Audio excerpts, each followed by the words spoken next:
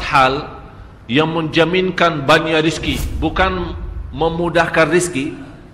Tolong Bapak Ibu hafal, 4 hal bukan menjaminkan rizki, bukan memudahkan rizki, tidak. 4 hal mendatangkan rizki kemari. Dan 4 hal bukan Allah kasih kemudahan berarti kita berjalan mencari rizki Allah kasih, tidak. Bukan dikasih kemudahan, tapi di mana saja kita ada, posisi kita di mana saja, Allah datangkan rizki kepada kita. Yang pertama, qiyamul lail, salat malam.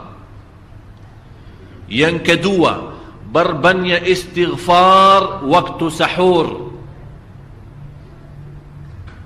Kalau anda tidak salat malam, jangan tinggalkan istighfar waktu sahur. Waktu sahur kapan? Kira-kira 30 menit sebelum azan. Disitulah Allah sendiri memuji, Allah bangga dan senang terhadap orang yang sahur. Sampai ulama berkata, tidak ada ibadah yang terbaik di waktu sahur selain istighfar. Jadi boleh baca Quran, boleh salat malam, boleh zikir, boleh apapun, tapi yang terbaik istighfar. Fokus hanya istighfar.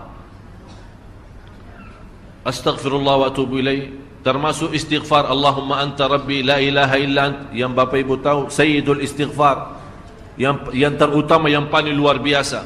Allahumma anta rabbi la ilaha illa anta khalaqtani wa ana abduka wa ana ala ahdika wa wa'dika mastata'at a'udhu bika min syarri ma sana'at abu'u laka bi ni'matika alayhi wa abu'u bi dhanbi faghfirli fa innahu la yaghfiru dhunuba.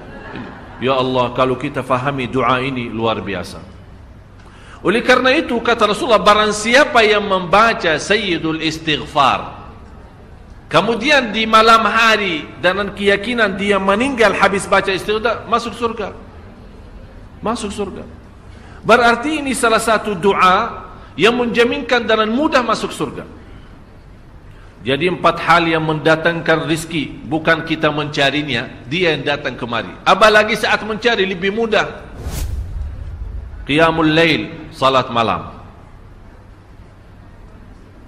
Tapi dalam bahasa, mohon maaf Bapak Ibu, dalam bahasa Arab disebut qiyamul lail, bukan salat. Tapi kalau diterjemahkan dalam bahasa kita salat. Tapi kenapa di situ qiyamul lail? Diberikan qiyamul lail, qiyam artinya berdiri, berarti lama.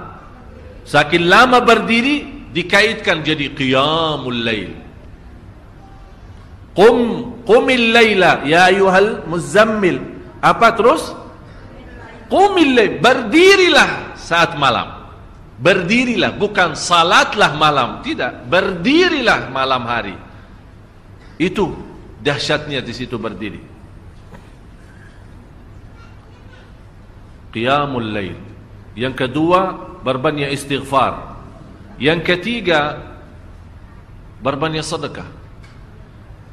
Sebenarnya bukan istilah berbanyak sedekah. Kadang-kadang orang bersedekah 100 juta, udah saya sudah bersedekah 100 juta. Bukan itu. Bukan yang dimaksud berbanyak sedekah itu dari sisi uang itu banyak atau sedikit, bukan. Yang dimaksud rahasia sedekah, ta'ahudus sedekah, istiqamah bersedekah.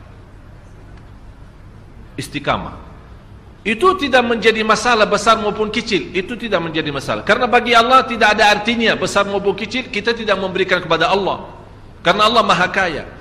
Tapi rahasia sedekah itu kita terus menerus sedekah, siang, pagi, malam, pagi, besok, terus minggu depan, tidak pernah berhenti. Setiap ada kesempatan selalu kita membawa sedekah.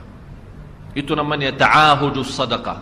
Ta'ahud kalau dalam bahasa sebuah janjian, seolah-olah kita ada kontrak kerjasama antara diri dengan apa? Dengan sedekah. Itu kata ta'ahud, ahad, berjanjian. Saya berjanji, seolah-olah ada berjanjian antara kita dengan sedekah. Jadi tidak boleh terlepas dari berjanjian, seolah-olah kita menghormati berjanjian. Bagaimana menghormati? Kita terus kerjasama. Kita beri Allah ganti berkah sedekah. Kita beri lagi, Allah ganti masih terus. Kita beri, masih Allah terus ganti. Itulah dahsyatnya sedekah. Jadi Bapak Ibu, jangan nunggu hari tertentu, bulan tertentu, malam tertentu kita bersedekah. Jangan. Setiap kita merasa ada berita baik, ada berita maupun ada berita buruk yang menyakiti perasaan kita, di rumah tangga kita, anak kita, suami kita, istri kita, apapun, langsung segera sedekah. Disitulah rahasianya. Ikatkan seolah-olah kita sudah membuat perjanjian antara diri dan sedekah. Dalam segala hal, hal senang maupun hal tidak, hal bahagia maupun hal sedih, hal bangga maupun hal lagi menghadapi kesusahan, kesulitan, selalu sehat dan sakit. Terus yang keempat, zikir, berzikir pagi hari dan sore hari. Berzikir pagi hari dan sore hari.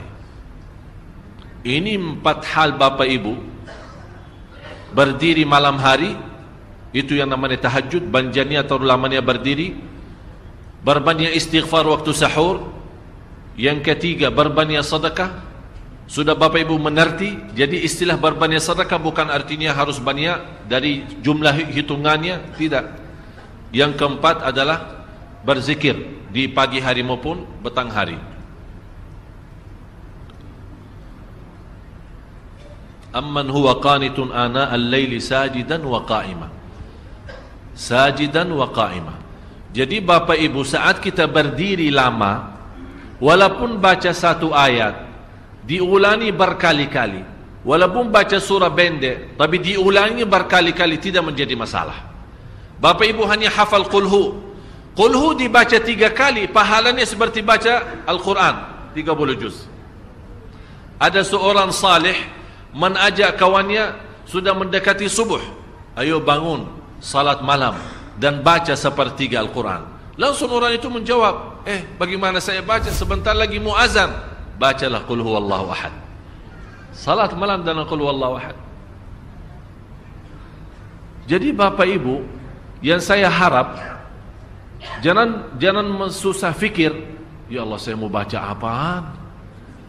Tak usah susah fikir. Baca dan nikmati, yang penting nikmati bacaan. Walaupun qul huwallahu ahad setiap hari. Kalau kita pusing baca, Allah tidak akan pusing mendengar.